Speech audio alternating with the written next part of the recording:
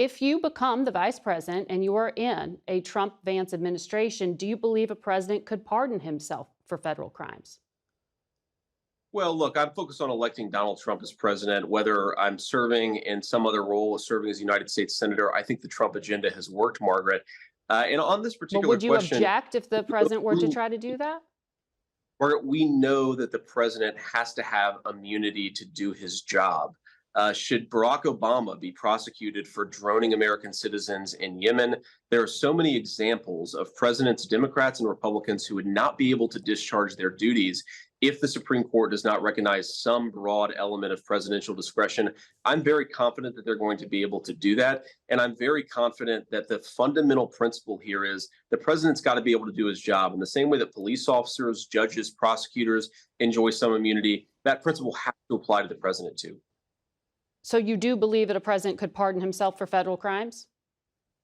I believe that the president has broad pardon authority, Margaret, but more importantly, I think the president has immunity. It's not about whether he should pardon himself. Hmm. It's about whether he be prosecuted in the first place for discharging his official duties. So in that way, I sort of reject the premise of the question here. We need to have some recognition that look, a Democrat wins the presidency. They try to throw the Republican president in jail. A Republican wins the presidency.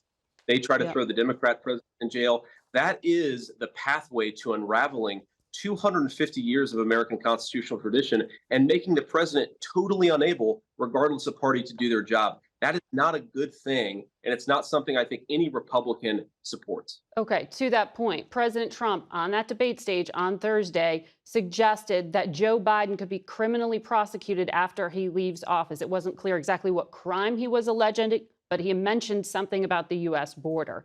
In a Trump-Vance administration, would your Justice Department prosecute Joe Biden? And if so, for what?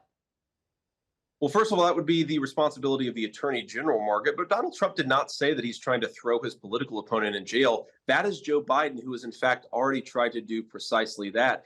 And importantly, what he said is that if you applied the same standard that Joe Biden's Justice Department has applied, then there are a lot of Democratic officials who could go to prison. He's making a fundamental argument about constitutional fairness. It's so extraordinary that people could say that Donald Trump is the one trying to use lawfare against his opponent sometime in the hypothetical future, when in So, the very real president, that's exactly what Joe Biden is trying to do. but This do is you a object to the dangerous premise? threat. And I think that what we need to recognize is that applying a consistent standard is what really matters.